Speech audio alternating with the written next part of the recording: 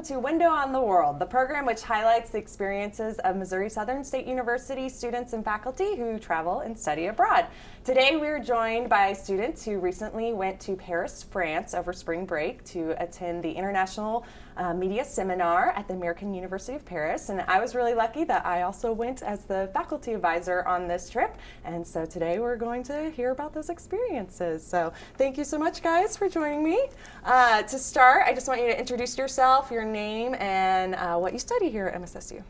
My name is Makenzie Copeland, and I am a mass communications major here at Missouri Southern. My name is Kyle Cooper, and I'm a paramedic major here. Yeah. And my name is Rachel Murphy, and I'm also a mass comm major. Great. Yeah, Kyle was our first aid survivor guy on this trip. It's great. Good. Okay, so to start off, let's just talk about what made you want to go on this trip to Paris. Kinsey? Just the class in general. I was interested in global journalism, and then when I found out the trip went along with it, I was like, oh, it's a win-win, because I get to do both. So that was, and plus I like traveling, so that's why. I've always wanted to go to Europe, and it seemed like a really good opportunity. Good. Yeah, I needed to study abroad, and then when the opportunity in the comm department came up, I was excited to take it. Very good, yeah. And so you mentioned you've studied abroad, or you've traveled before. Was this everybody's first trip besides, or can you talk about your past travel experience before this? Well, I've been to Germany twice with Missouri Southern study abroad in summer school, and that's about it. But so this is my third trip. Okay. And so since you've been to Germany, how did France and Paris compare to your past experiences? There's a lot more walking, I felt like, in France than there was in Germany, which I thought I did a lot of walking in Germany. So I don't know. I guess more and more I learn, the more I walk. So I don't know. That's a good sign, yeah. And you too, this was your first time, out of the country. Previously, I'd been to Belize and Mexico before. Great. And And Rachel? it was my first time. Yeah, awesome. Okay, so what were your overall first impressions of Paris when we arrived? It was cold. That was just because of the weather. But it was a lot taller. Like the buildings were all really tall, and I didn't expect that to be the way it was. I don't know. It was more beautiful than I thought it would be too. It was a lot colder and more overcast than I expected, Right. but we got used to that pretty quickly.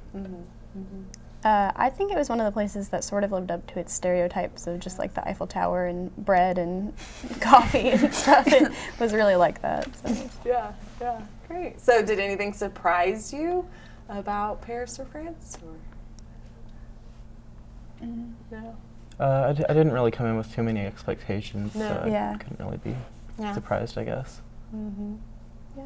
I was surprised that most people spoke English. I mean, I knew that most people probably would, but it was almost everyone that I talked to, so. Right, yeah. There were souvenir shops everywhere. Right. Did not expect that because Germany didn't have any.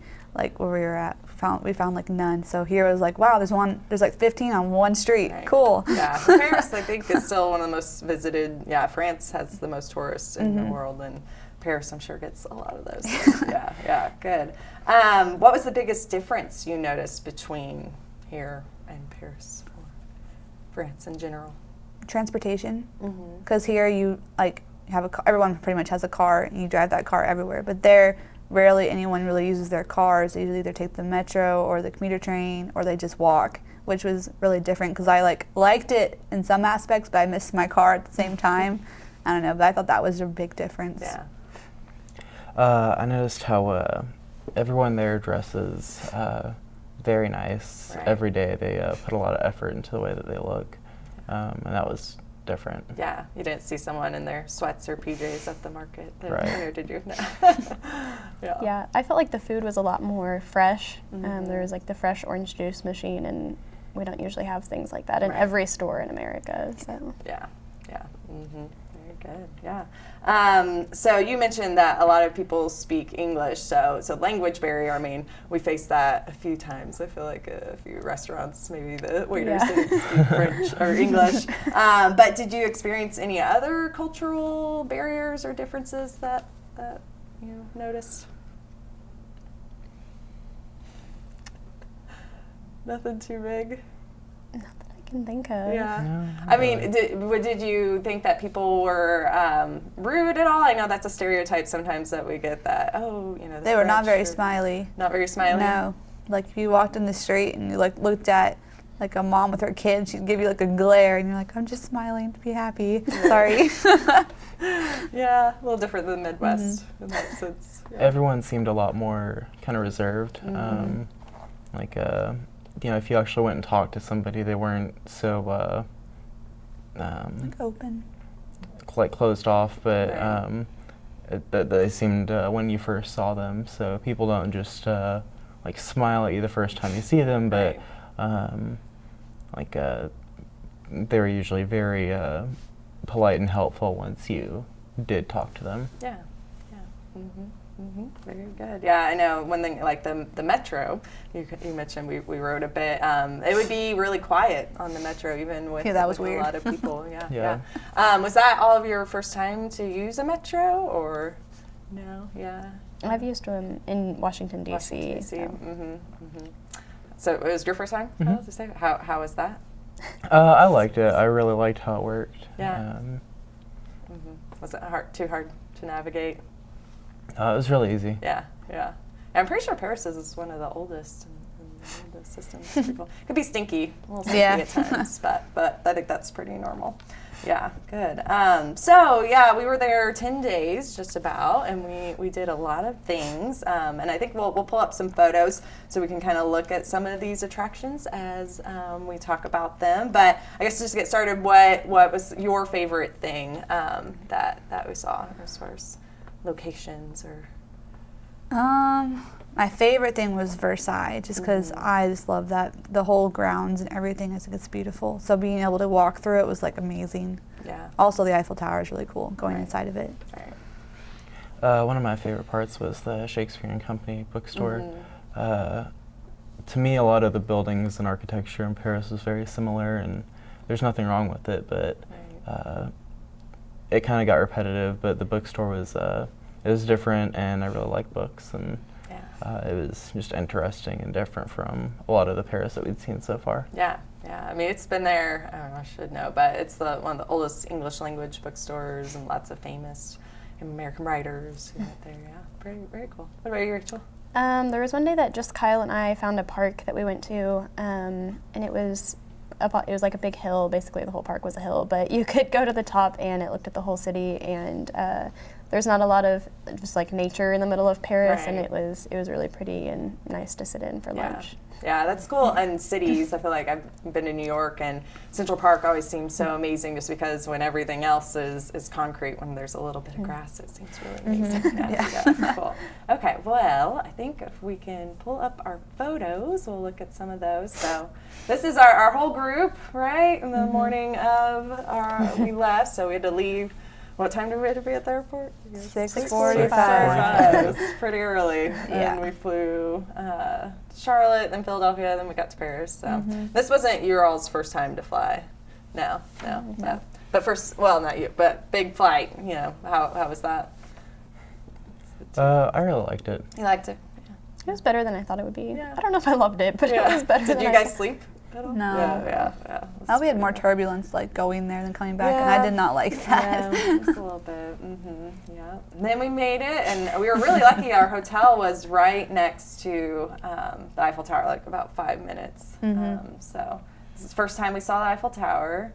So yeah, you mentioned a lot of this, stereotypes or the big expectations. Did the Eiffel Tower lived up to all its fuss, you think? It was just as big as I thought it was going to be. Yeah. Here's a nice shot. So yeah, that first day we walked around, we were all pretty tired, but it was one of our 2 sunny, nice days. Yeah. What was it like that first day, kind of seeing that different architecture? Did it? The first day is all a blur, I feel like, because I was so jet lagged from the flight. But it was just like amazing to see all their statues they had everywhere. Like every place had a statue. Right. This is we did a boat ride of the Seine River, and it's cool to see the Statue of Liberty. Yeah. It's a gift. Okay, and so we're under the Eiffel Tower, getting ready to go to the top. Did you guys enjoy going to the top? Or? Yes. Yeah. None of you were afraid of heights so much. No. We had a few that didn't enjoy it as much. But yeah, there's the view from the top. What did you think being at the very top? I could see how like crazy their roadways are. Like they're like just all sorts of directions. Yeah. Yeah, we're up there at night, so we could see all the lights. It's just pretty. Breathtaking. Yeah, so there's underneath it, and all lit up. Did you prefer it in the day or at night when it was lit up? Oh, that's hard. I liked it in the daytime, but at night when it sparkled, that was great every single time. Yes. Yeah. Sparkle's pretty pretty. It sparkled when we were going up. Did you guys see that? It's kind of cool. And that's the Louvre, which one of the largest museums in the world. What did you guys think of that? Super cool. It was really big. It was almost overwhelming and really crowded. It was a lot of really cool art, but it was almost hard to see it all and figure out what you wanted to see just because it was so massive and there were so many people. Well, because the building itself is the former palace before Versailles was built. So, yeah. Was there a favorite piece of art there? Mona Lisa. Mona Lisa. Yes. It's also easy to get lost. I was kind of underwhelmed by the Mona Lisa. Underwhelmed? Yeah, I know. Very small. Yeah. Well, the way they have it placed right across is this huge mural that takes up a whole wall. So I don't know if that was the best placement. There she is. So little. And when we got there, I kind of said, "Let's go there first," because I knew there's always this huge crowd. No, there was. Funny. There were a lot of like Asian tourist groups there. Yeah. And they had like little flags, and you just like there was like a mob, and you did not want to get caught up in it. Don't get caught in the tour group. Yeah. But yeah, I mean, as far as artwork goes, lots of diversity. Yeah. Did you guys like the Egyptian or the Greek, the Roman? It's mostly the older art. Yeah. Me and my friend, we like got underneath the castle and we saw like the old walls. Yeah. And we did not know where that was on the map, and we thought we were in some other portion of the whole museum. Right. We're lost. Yeah. And this is a room in the Louvre, which there's parts you can definitely tell it's the old palace for sure. Good. Did you guys go to other museums besides the Louvre that you really liked? Went to the Orsay Museum. Orsay. And that was cool because of Van Gogh and Monet. Right. Yeah, lots of museums. Here we are at UNESCO, the world headquarters, which we got to visit. And we were pretty lucky because since funding cuts of UNESCO, there's no more tours. So we were kind of lucky. What did you guys think of that? It was cool. It was I cool. like the garden with all the gifts from the different countries. Right. It was interesting. They had like a giant olive tree that like they had to cover it up because of the weather at the moment, but like they're like, this was a gift. And I was like, oh, that's really cool because Israel, right? that's really awesome.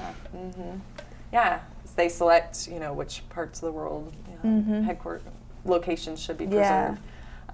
This cathedral is Sacré-Cœur, my French, right? In Montmartre, which is the really famous area for where the artists lived back in the day. Only took us 700 stairs to get there. It's but on a big hill, but the view is nice. Oh, so many stairs. Yeah. So, what did you guys think of this area?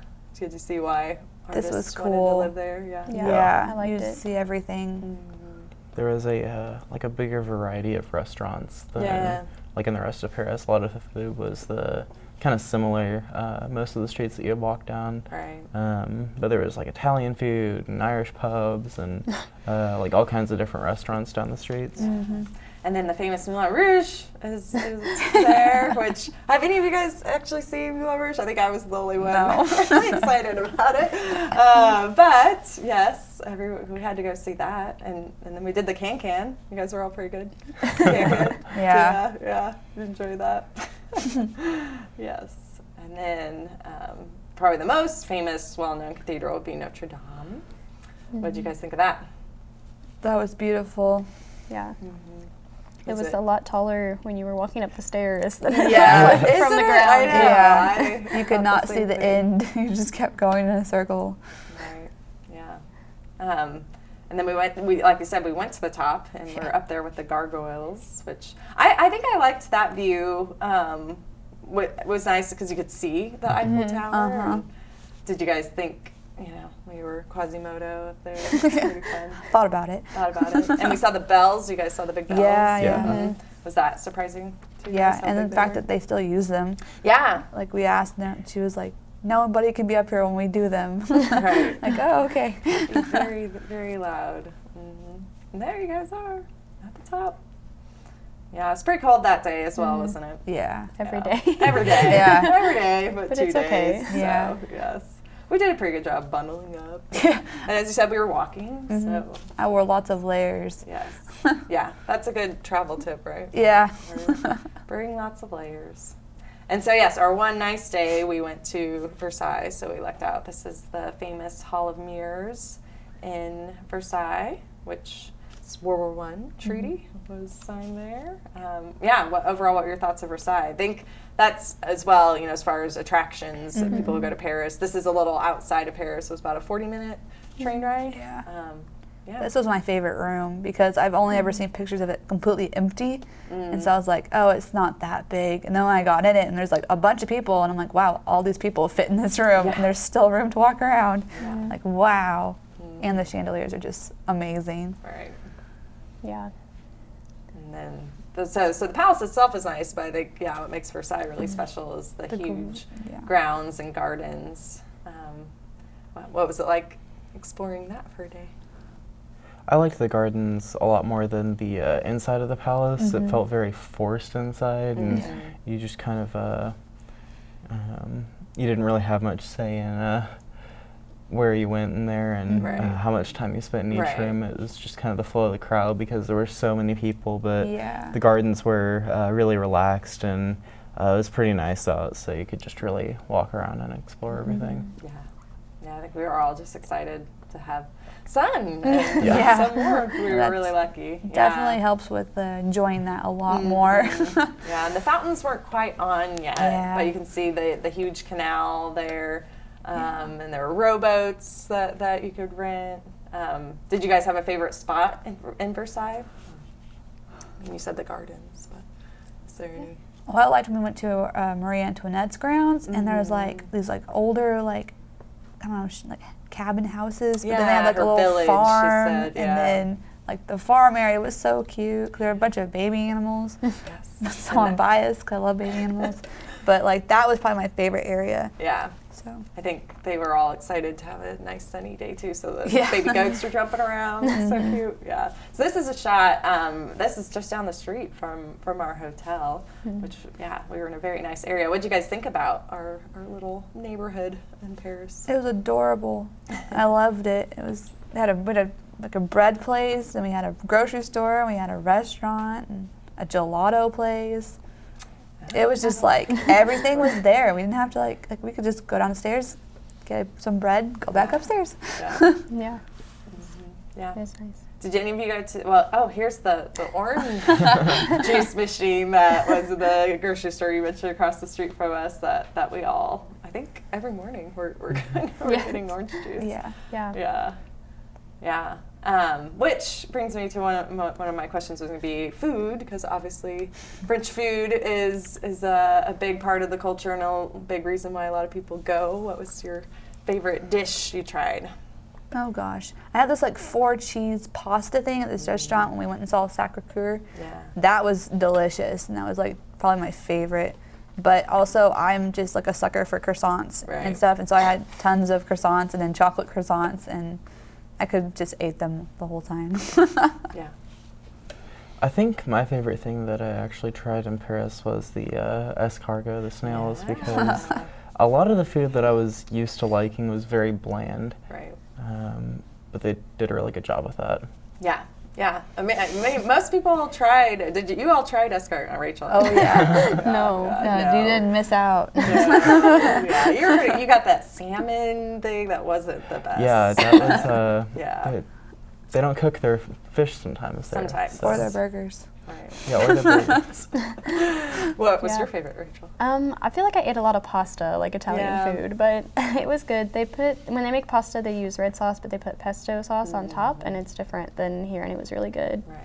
Yeah. And I think we all ate quite a bit of bread. As you said, we had a nice bakery down the street. What was your favorite pastry, or did you? Yeah. Well, I tried a macaroon for the first time, and I really liked it. But I don't know, just the chocolate croissants were my favorite. Yeah. So Chocolate croissants. Yeah. Yes, I agree. Crepes are my personal favorite. Oh yeah, I didn't think about crepes. Yeah. Oh my gosh, We tried those some were different good. kinds. Yeah. What was your favorite flavor? The banana Nutella ones we got That's right pretty good. outside Notre Dame. Right. Those were delicious. Were you guys crepe fans? I enjoyed the crepes, but I like the croissants better. Yeah. I had a raspberry crepe. It was good. Lots of fresh raspberries. Where did you get that? It was like sort of by where the Shakespeare, the bookstore is. Yes, you guys went down. Good. Yeah. And so, we did some of these things together, but I know the three of you did some exploring on your own. What was that like? And was there something you saw that the whole group didn't do that you really liked?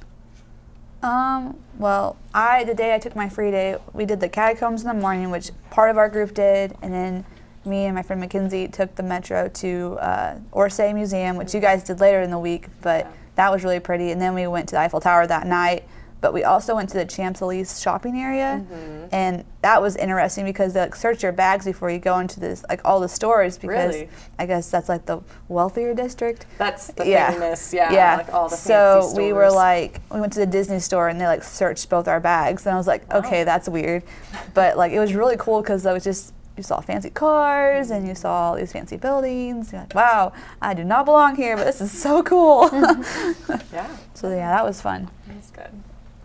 On some of my free time, me and Rachel went to, I really enjoy rock climbing outside of school, and I found a French rock climbing gym, and we went there for a few hours, and it was really interesting just to see the different culture there. Yeah. Was it quite different as far as rock climbing between the U.S.? The style was a bit different Yeah. in ways that I probably can't explain right now, but Right. but it was different, and but the people were very welcoming and helpful. Great. Yeah.